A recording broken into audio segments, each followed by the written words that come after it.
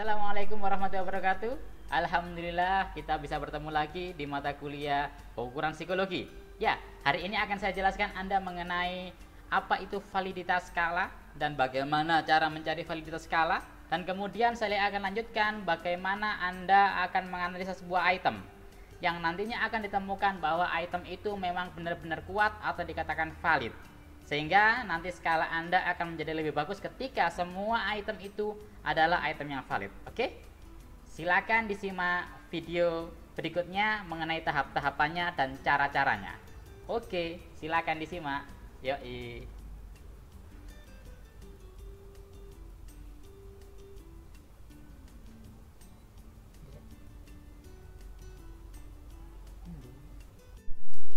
Oke, langsung saja kita akan membahas tentang validitas isi dan seleksi item dengan SPSS.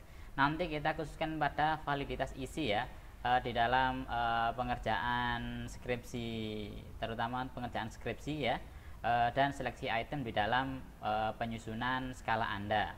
Oke, sebenarnya tidak membatasi validitas isi aja sih, karena validitas itu ada banyak. Oke, akan saya jelaskan satu-satu dulu. Ya. Validitas itu adalah ya kemampuan atau artinya itu sebenarnya mengukur apa yang hendak diukurnya. Ini sejauh mana ketepatan dan kecermatan suatu instrumen pengukuran dalam melakukan fungsi ukurnya. Kenapa diperlukan yang namanya validitas? Agar data yang diperoleh bisa relevan sesuai dengan tujuan yang diadakan pengukuran. Contoh, ketika Anda melakukan pengukuran IQ, nggak mungkin Anda menggunakan skala emosi. Ya, ketika Anda mengukur emosi seseorang, nggak mungkin Anda menggunakan Binet di dalam pengukuran emosinya. Ya, nah, kenapa? Karena skala emosi itu memang tidak relevan, tidak bisa mengukur IQ. Begitu pula skala yang akan mengukur IQ, katakanlah Binet. Nggak mungkin dia itu mengukur emosi seorang atau kepribadian seorang, nggak mungkin, itu nggak valid namanya. Maka ketika Anda ingin mengukur IQ, maka gunakanlah Binet. Ketika Anda ingin mengukur yang namanya emosi seorang, gunakanlah skala tentang emosi. Ketika Anda ingin mengukur yang namanya prososial seseorang, gitu ya, maka gunakanlah skala prososial. Ketika Anda ingin menggunakan resiliensi, mengukur resiliensi seseorang, maka gunakanlah skala resiliensi, bukan skala tentang IQ. Itu yang disebut dengan valid, mengukur apa yang hendak diukurnya. Seperti halnya penggaris sama meteran.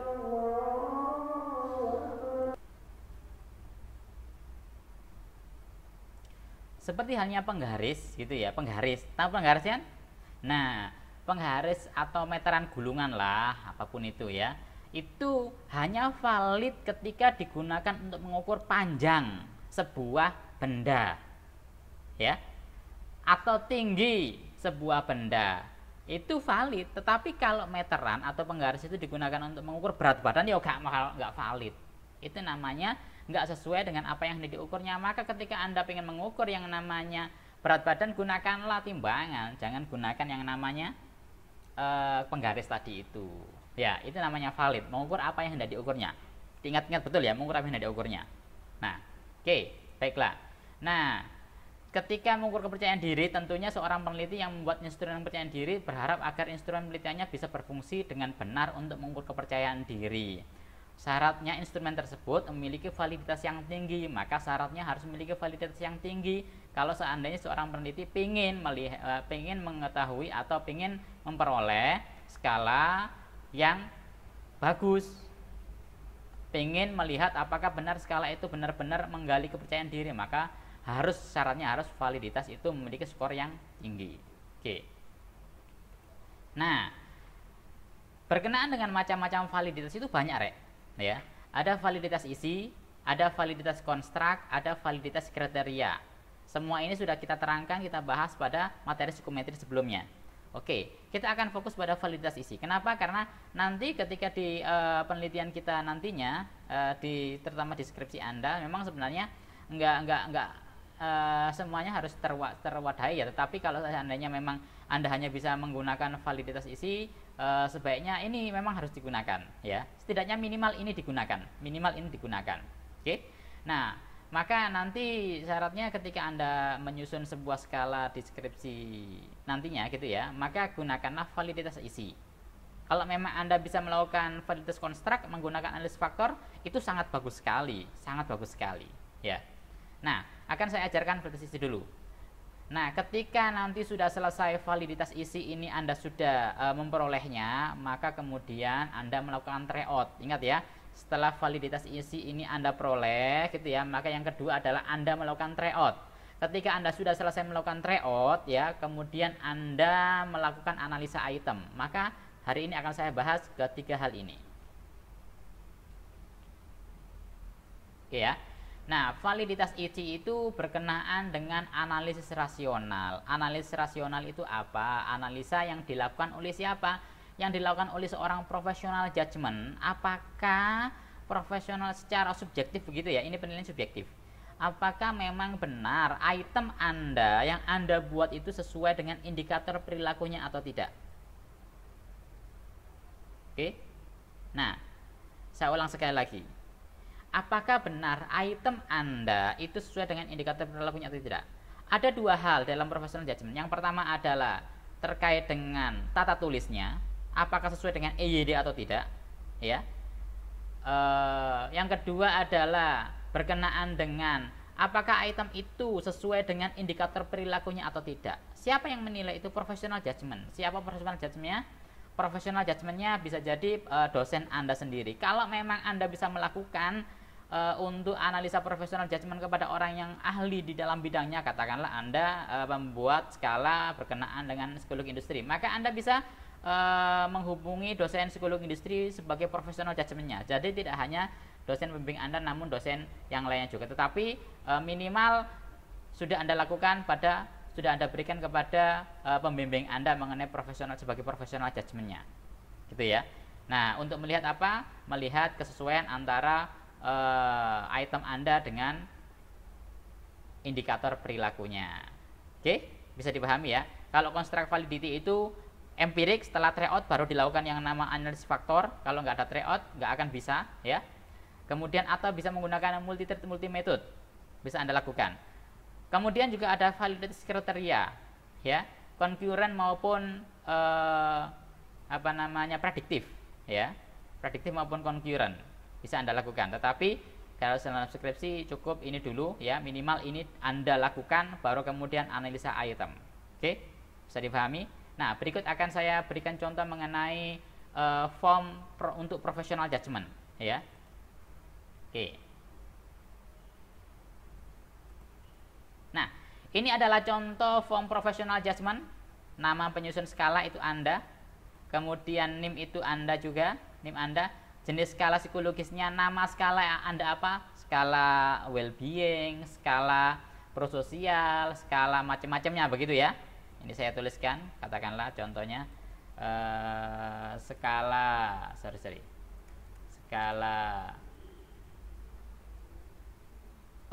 prososial atau skala regulasi diri akademik. Nah, Anda tuliskan di sini. Ya. Kemudian nama penelaah ahli atau profesional judgment siapa? Dosen Anda tuliskan di sini. Bidang ahli bidang apa, gitu ya. Nah, ini loh. Jadi ini contoh variabel ya mengenai regulasi diri. Sebentar saya lihat waktunya dulu. Oke, masih ada. Ini berkenaan dengan profesional judgment begitu ya. Ini berkenaan dengan regulasi diri akademik. Regulasi diri akademik itu aspeknya banyak. Ada metakognisi punya indikator. Nah, indikator ini di breakdown menjadi item-item. Item favorable, item unfavorable dan seterusnya. Nah, nanti di sini dosen akan mengisi katakanlah item pertama ya. Susunan kalimat untuk item pertama, oke ya. Katakanlah di sini kasih cawang, kasih centang. Entah centang, entah bintang atau tanda ya.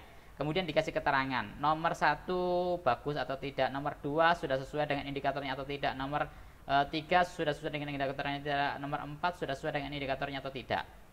Nah, ini Anda lakukan ketika Anda membuat skala pertama kali. Konsultasikan kepada dosen pembimbing Anda sebagai profesional judgment-nya. pasti di sini akan berulang kali Anda membuat yang namanya item itu. Nggak hanya satu kali selesai, enggak. Berkali-kali, mungkin kata-katanya yang jelek, mungkin nggak sesuai dengan EYD, ejaan yang disempurnakan, bahasa Indonesia. Mungkin juga item itu nggak sesuai dengan indikatornya, menurut professional judgment. Maka Anda harus menggantinya ketika direvisi. Nah, setelah itu, setelah selesai semuanya, beberapa kali revisi, Anda melakukan tanda tangan ini sebenarnya. Ya, ini ada tanda tangannya. Oke, ini nggak kelihatan gitu ya. Coba saya kecilkan lagi. Nah, ini tanda tangan dari dosen atau penelaah ahli Anda. Nah, ini kasih tanda tangan. Baru ini dilampirkan di mana? Ini dilampirkan di skripsi Anda. Ingat ya, ini dilampirkan di skripsi Anda. Inilah contoh dari format penilaian oleh professional judgment. Oke.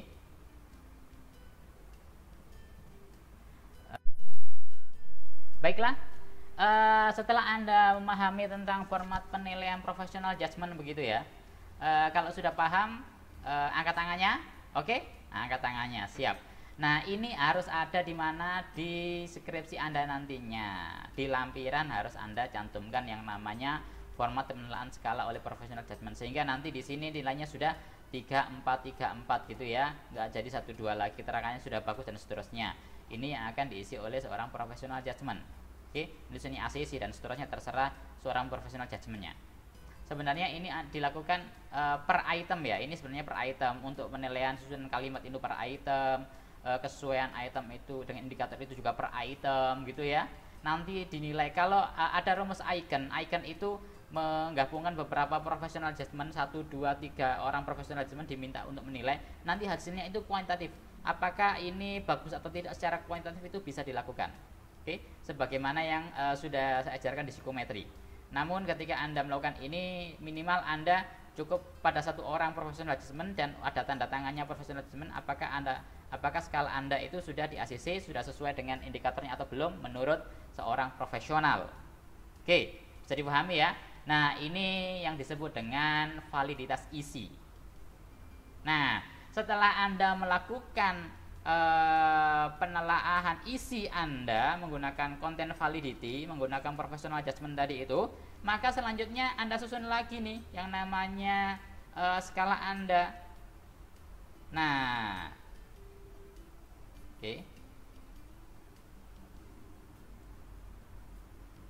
oke, setelah Anda melakukan satu tahap untuk menguji validitas skala Anda menggunakan validitas isi, content validity, selanjutnya Anda melakukan tryout. Nah, ini adalah skala siap pakai. Ketika Anda sudah selesai, maka Anda susun nih skala Anda seperti ini. Nomor 1 sesuai dengan urutan yang sudah ada di blueprint Anda, ya.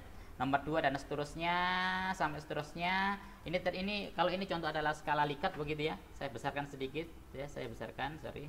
Ini terlalu kecil, saya besarkan dikit. Oke. Nah, ini adalah contoh skala yang sudah jadi ya. Ini ada namanya, nama kuesionernya itu jenenge opo, ya skalanya jeneng namanya apa gitu ya.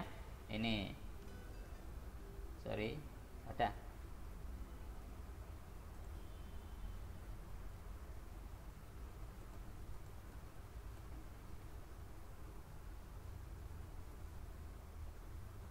Skala SE gitu ya, skala SE. Kemudian kuesioner ini keterangannya seperti ini, ada nama sebagai tryoutnya nanti itu ya. Kemudian petunjuk pengerjaannya juga dilakukan, juga Anda tuliskan, baru Anda ini adalah skala siap tryout ya. Jadi nanti format di dalam yang Anda kumpulkan nanti ketika ujian pengukuran itu, selain format form yang akan Anda berikan kepada professional judgment, Anda juga membuat form seperti ini sebagai form siap tryout. Oke, form siap tryout. Ya, ini form sudah siap tryout. Oke. Ya, ini skala yang cukup tidak terlalu besar tulisannya, kemudian menggunakan bahasa Indonesia yang baku gitu ya. Ada cara petunjuk pengerjaannya itu harus ada gitu ya. Kemudian tujuannya itu ada, namanya. Ingat ya, di dalam skala itu, skala yang Anda akan sebarkan atau tryout itu atau Anda melakukan penelitian, maka di sana harus ada identitasnya, kemudian nama skalanya, kemudian keterangannya gitu ya. Keterangan mengenai kerahasiaan ini penting sekali ya. Ini penting sekali untuk Anda lakukan ya. Kemudian nama, kelas, nomor absen dan seterusnya, terserah Anda kalau identitas itu. Kemudian yang terpenting lagi adalah petunjuk pengerjaan. Ini adalah hal yang penting sekali. Ya. Identitas, pertama identitas. Oke. Kedua adalah kerahasiaan. Ya. Ketiga adalah identitas dari subjek ini, ya. Kemudian petunjuk pengerjaan harus Anda buat. Kemudian selain itu adalah itemnya. Ini siap jadi, nanti Anda tinggal membuat ini skala kedua ya. Skala pertama, skala kedua, nanti Anda tinggal membuat Google Form-nya barangkali. Juga ketika Anda membuat Google Form juga sama seperti ini, juga harus lengkap. Ada identitas Anda itu siapa, kemudian namanya siapa, nama skalanya apa, kemudian kerahasiaannya, identitas subjek yang harus diisi oleh subjek, kemudian petunjuk pengerjaan dan itemnya. Ini harus ada. Ini harus ada. Oke? Bisa dipahami? Dan inilah yang akan Anda berikan kepada subjek tryout Anda.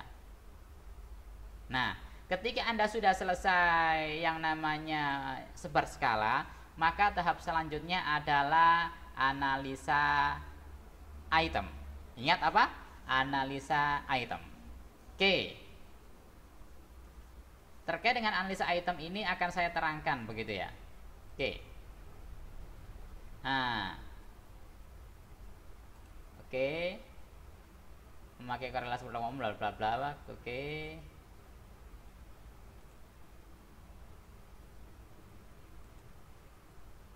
Oke. Ini berkenaan dengan analisa item, koefisien validitas item. Oke. Koefisien validitas item. Ketika Anda sudah selesai tryout, ya, ingat, ketika Anda sudah selesai yang pertama tahapnya apa? Validitas skala Anda untuk professional judgment, Anda buat formnya, kemudian Anda buat setelah Anda selesai dan ditandatangani oleh seorang professional judgment tadi bahwa skala Anda sudah bagus, sudah siap untuk tryout, Anda buat format tryoutnya, ya. Setelah itu Anda lakukan tryout kepada siapa? Subjek yang karakteristiknya hampir sama dengan subjek penelitian Anda. Oke, karakteristiknya ketika Anda tryout, ketika Anda buat skala untuk siswa SMP, Anda nggak mungkin sebarkan kepada mahasiswa, itu nggak mungkin sekali. Maka harus sesuai dengan kriteria usianya, rentangan usianya, setidaknya itu. Oke. Nah, setelah itu Anda kumpulkan datanya, Anda melakukan yang disebut dengan analisa item. Kalau di sini disebut dengan validitas item atau analisa item, ya. Koefisien validitas item ini bisa dilihat dari adanya hubungan antara skor tes dengan skor kriteria. Skor kriteria ini berasal dari skor totalnya, ya. Oke. Jadi yang disebut dengan validitas item itu gini. Ketika Anda sudah tabulasi, ya, Anda akan melihat bahwa nantinya di dalam tabulasi itu ada skor, ya, skor subjek untuk item pertama, item kedua, item ketiga, item selanjutnya, dan ada totalnya. Disebut dengan item itu valid ketika item itu berkorelasi tinggi dengan skor totalnya, ya, maka itu disebut dengan valid. Kriterianya adalah ketika korelasinya itu di atas 0,3 maka dianggap memuaskan. Tapi kalau di bukunya Nunnally bahwa untuk social science itu 0,25 itu sudah cukup memuaskan, ya. Di bawah itu jangan digunakan. Disebut dengan item yang nggak valid atau item gugur. Kalau di atas 0,3 itu dengan item valid atau item yang bagus yang Anda akan pakai untuk penelitian nantinya. Tapi kalau di bawah 0,3 harus dibuang. Ketika sudah dibuang, bisa jadi Anda akan membuat item baru, Anda tryoutkan lagi. Seterusnya. Namun, ketika Anda sudah melakukan tryout, kemudian Anda analisa item, ternyata satu indikator itu masih ada beberapa item yang tersisa. Dari 4 item ada 2 item yang tersisa, gitu ya. Satu indikator. Maka tidak apa-apa. Kenapa? Konsepnya adalah ada keterwakilan item dalam setiap indikator. Ada keterwakilan item dalam setiap indikator. Jika memang lebih bagus itu ada keterwakilan item antara favorable dan unfavorable pada sebuah indikator jika itu skala psikologis yang berupa skala Likert. Oke. Nah, maka untuk melihat apakah item itu sesuai dengan atau memiliki korelasi yang tinggi dengan totalnya, begitu ya, dengan totalnya, ya, maka Anda bisa melakukan ada dua cara. Ada dua cara.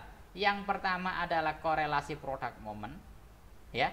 Yang kedua adalah menggunakan corrected item total correlation. Ya. Yang pertama itu Anda bisa menggunakan Anda bisa menggunakan korelasi product moment. Yang kedua, Anda juga bisa menggunakan corrected item total correlation. Tapi saran saya gunakanlah corrected item total correlation. Kenapa? Karena di dalam korelasi product moment itu mengandung spurious overlap atau overestimasi.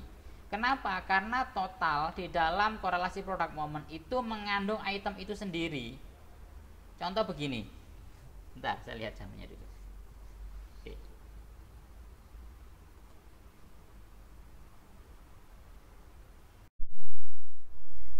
Jadi yang saya maksud tadi itu adalah bahwa ini adalah nomor subjeknya ya. Ini item pertama, item kedua, item ketiga dan seterusnya. Ini ada sekitar 37 item, ada skor totalnya. Jadi yang dimaksud analisa item itu adalah korelasi antara item ini dengan skor totalnya, item 36 dengan skor totalnya. Ketika korelasi antara item ini dengan skor totalnya itu lebih dari 0,3 atau ingat ya 0,3, lebih dari 0,3 atau 0,25. Oke, saya tuliskan di sini. Syaratnya adalah lebih atau sama dengan 0,3. Kalau sosial science itu lebih atau sama dengan 0,25 ya. Harus di atas ini. Kalau di bawah ini maka tidak valid ketika korelasinya ini. Nah, untuk melihat korelasi antara item ini dengan skor totalnya, item ini dengan skor totalnya gitu ya, maka bisa digunakan dua hal. Digunakan dua cara. Yang pertama adalah Anda bisa menggunakan yang disebut dengan korelasi product moment. Oke. Anda bisa menggunakan korelasi product moment. Oke. Korelasi product moment ini ya. Atau Anda menggunakan corrected item total correlation. Saran saya gunakanlah corrected item total correlation. Kenapa? Karena dalam corrected item total correlation itu ketika kita mengkorelasikan antara item ini dengan totalnya, maka dengan sendirinya di dalam total ini itu enggak ada unsur item 36. Sehingga ini dikurangi 3 sebenarnya. Jadi ini totalnya adalah 72 nantinya. 72 itu dikorelasikan dengan item 36 ini. Kalau korelasi product moment itu di sini ada unsur item 36. Kenapa? Hasil 75 kan ditotalkan semua item 1 sampai item 36 dan 37 juga ditotalkan dalam jadi satu di sini. Tapi kalau untuk corrected item total correlation itu sudah hilang sendiri secara otomatis. Maka gunakanlah corrected item total correlation. Oke, paham ya? Baiklah, akan saya nanti ini didapatkan dari mana, Pak? Ini didapatkan dari hasil tryout Anda. Subjek 1 ngisi katakanlah SS itu skornya 2, S skornya yang favorable skornya katakanlah ini 2, yang unfavorable katakanlah skornya berapa. Itu sesuai dengan pedoman sudah Anda buat sebelumnya. Oke ya, bisa dipahami ya. Nah, oke, akan saya ajarkan tekniknya langsung saja menggunakan korelasi corrected item total correlation. Sangat mudah. Anda yang pertama harus punya SPSS, yang pertama harus punya Excel untuk melihat tabulasi ini, ya, untuk menghitung tabulasi ini, untuk memasukkan tabulasi ini. Yang kedua adalah Anda harus punya yang namanya SPSS, ya, SPSS. Kita akan menggunakan itu, ya. Oke. Nah, di sini akan saya besarkan gitu ya, akan saya besarkan.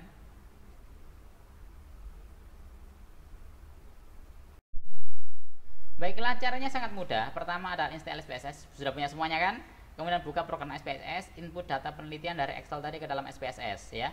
Analisa data untuk skor berbentuk ordinal dan interval dengan corrected item total correlation. Untuk data nominal menggunakan poin beserial. Nominal itu 0101, nggak bisa Anda menggunakan corrected item total correlation, tetapi menggunakan poin beserial korelasinya. Tetapi kalau Anda datanya itu ordinal atau interval, Anda bisa menggunakan corrected item total correlation. Kalau menggunakan item skala Likert itu bisa menggunakan corrected item total correlation.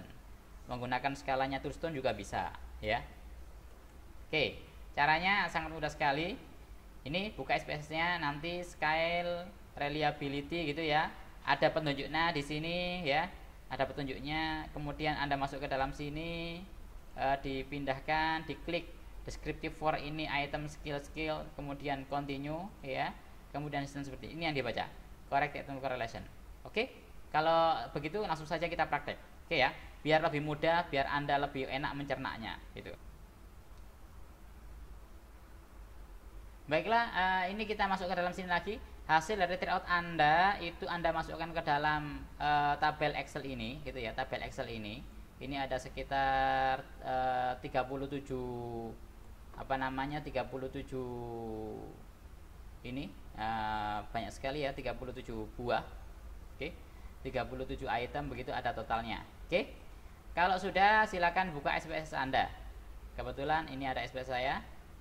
Saya buka. Sambil menunggu.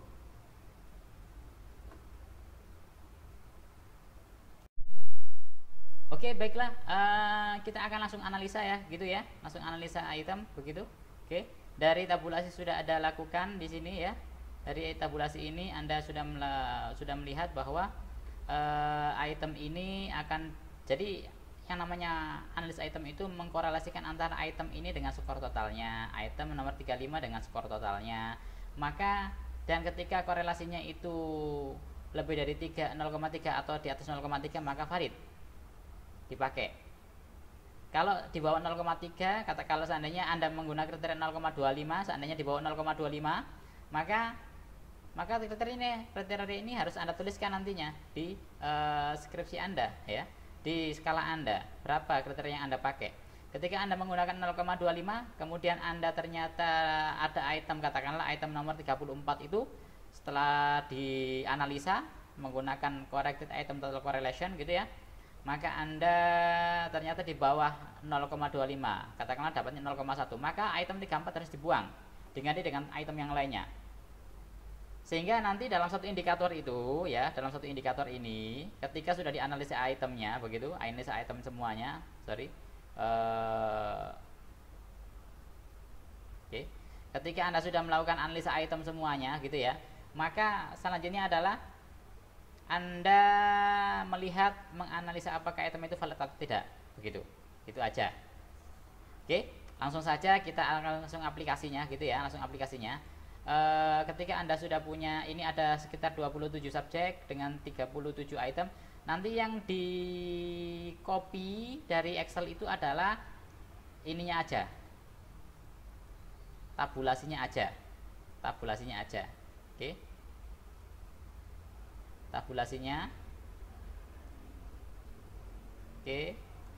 Sudah semua Anda copy, Ctrl C ya, Ctrl C. Kemudian Anda masukkan ke dalam SPSS Anda. Oke. Ctrl V. Oke. Kalau sudah keluar, jangan lupa di ini di data view itu melihat di variable view Anda lihat di sini ada 37 item ya. 38 ini adalah totalnya. Anda harus tuliskan totalnya ini karena bahaya ketika Anda nggak menuliskan totalnya gitu ya, nanti akan masuk ke dalam analisa. Oke. Akan saya ajari di sini adalah menggunakan corrected item total correlation. Saya nggak menggunakan korelasi product moment. Kenapa? Karena dalam korelasi product moment itu mengandung spurious overlap, sehingga mengandung bias. Maka solusinya adalah menggunakan apa? Menggunakan corrected item total correlation. Menggunakan apa? Menggunakan corrected item total correlation ini. Kita menggunakan corrected item total correlation ini. Ya. Oke, nggak menggunakan korelasi product moment. Ya. Oke. Nah, di dalam SPSS ketika Anda menggunakan corrected item total correlation itu ya. Kemudian caranya gampang. Analyze yang pertama. Yang kedua adalah scale ya. Kemudian reliability analysis. Klik. Ya. Ctrl A atau Anda masukkan satu-satu nggak apa-apa. Oke. Nah, kalau sudah semua, berarti kan total ini masuk juga. Nah, total ini silakan dikeluarkan. Kenapa? Karena di dalam corrected item total correlation, gitu ya. Di dalam corrected item total correlation itu yang namanya total itu tidak dimasukkan. Tetapi kalau Anda menggunakan korelasi produk momen, maka total itu dimasukkan. Paham ya? Oke. Ketika Anda sudah selesai seperti ini, Anda masukkan, maka statistik. Descriptive for, klik item, skill if item delete. Oke ya. Sudah, continue. Oke. Kemudian klik OK. Lihat outputnya. Perhatikan di sini reliability muncul ya. Scale, case process summary, ada reliability. Yang digunakan reliabilitas bukan yang ini, tetapi yang kedua nantinya. Ingat ya, yang digunakan adalah item yang valid saja nanti. Oke, saya ceritakan aja nanti. Oke. Ketika Anda sudah selesai, maka lihat langsung ke mana? Item total statistik. Oke, item total statistik. Klik aja di sini. Item total statistik. Oke, klik aja di sini. Ctrl C ya, copy aja biar enak, masuk ke dalam Excel gitu. Kemudian masuk ke dalam Excel ya. Anda buat sheet baru, katakanlah saya buat sheet baru di sini. Oke. Saya masukkan nih. Nah, oke. Kemudian ini coba saya hapus biar enak. Delete. Nah, lebih mudahnya boleh Anda menghapus ini. Oke. Ini juga boleh dihapus. Tapi jangan sih, jangan dulu. Oke, kalau sudah Anda kemudian mengurutkan ya, ini yang Anda lihat. Yang apa? Yang corrected item total correlation ini yang Anda lihat. Oke, ini ya. Perhatikan, ini yang Anda lihat. Oke. Nah, skor ini yang harus Anda lihat. Oke. Ya. Nah, nanti ini kan nggak urut. Cara mengurutkannya adalah bisa jadi Anda menggunakan seperti ini. Di blok semuanya. Oke. Kemudian data sort ya, sortnya silakan nanti lihat ini. Mana? Corrected item correlation. Dari mana? Dari large to small ya, dari tinggi ke rendah. Oke, sudah? Kalau sudah, berarti ini adalah item valid. Mana? Berarti kalau kriteria yang saya pakai, katakanlah saya menggunakan 0,3 ya, maka ini valid ya, 0,3. Di bawah 0,3 maka nggak valid. Saya drag aja, lebih mudah, enak gitu ya. Maka ini valid, maka ini tidak valid. Oke, maka ini tidak valid. Nah, oke. Dan skala yang tidak valid ini tidak usah dipakai. Kecuali kalau Anda memang menggunakan 0,25, maka di sini yang nggak valid hanya satu. Tetapi saya menggunakan 0,3 ya. 0,3 sebagai pedomannya. Oke, itu tergantung dari peneliti masing-masing. Oke. Nah, setelah itu Anda lihat di sini langsung keterangannya begitu ya, langsung keterangannya valid. Valid berapa totalnya yang valid? Jumlah yang valid, sorry. Total valid berapa? Total valid itu berapa di sini? Ada sekitar 32. Ada 32 item yang valid. 32 item yang valid, oke. Item yang tidak valid itu sekitar ada berapa ini? Ada sekitar 1, 2, 3, 4, 5. Oke, saya kasih warna yang tidak valid. Ada 1, 2, 3, 4. 1, 2, 3, 4, 5. Ada 5 ya. 5. Yang valid itu bergerak dari mana? Validitas koefisien.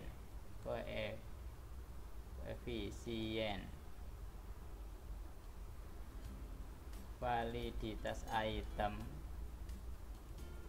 bergerak dari berapa? Yang paling rendah?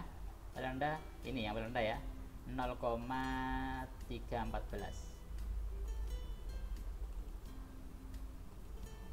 0,314 sampai 0, ini iya, ini dan ini. Oke, saya kasih warna lain biar tidak sama. Oke.